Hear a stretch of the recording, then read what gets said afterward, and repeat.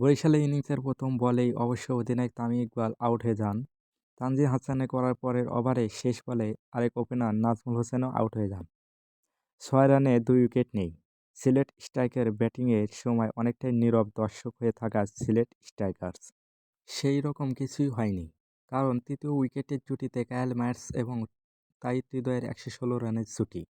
গ্যালারিতে ততক্ষণে আবার স্তব্ধ।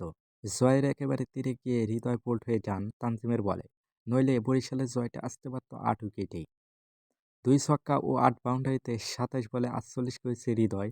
৫৯ রানে অপরাজিত মায়ার্স তার ৩১ বলে ইনিংসে যথারীতি বিধ্বংসী রূপই দেখিয়েছেন। ৫ বাউন্ডারি ছক্কা মেরেছেন ৪টি। এর আগে সিলেটের ব্যাটিং দেখে অবশ্য মনে হয়নি ম্যাচটা টি-২০। ৩ ছক্কা আর ১ চারে জস মানসির ১৩ বলে ২৮ রানে ব্যতিক্রমী ইনিংস। ফ্লিক শটে অধিনায়ক আরিফুল হক চোখে লেগে থাকার মতো একটি ছক্কা মেরেছেন স্কোয়ার লেগের উপর দিয়ে। ১ বাউন্ডারির সঙ্গে আরিফুলের ছক্কা মেরেছেন আরও ২টি। কিন্তু ১৯তম ওভারে প্রথম বলে আউট হওয়ার আগে ৩৬ রান করতে তার লেগেছে ২৯ বল। অন্য ব্যাটসম্যানরা তো শুধু নেমেছেন আর উঠেছেন।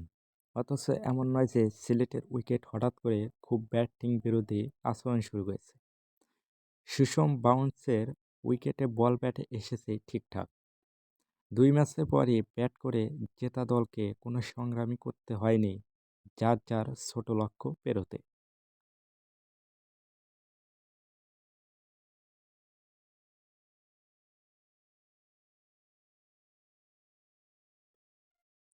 তাহলে প্রথম ব্যাট করা দলের কেন এই দশা? আসলে শট খেলায় ভুল করলে অথবা ভুল করে শট খেললে উইকেটের কি দায় পড়েছে ব্যাটসম্যানকে সাহায্য করার?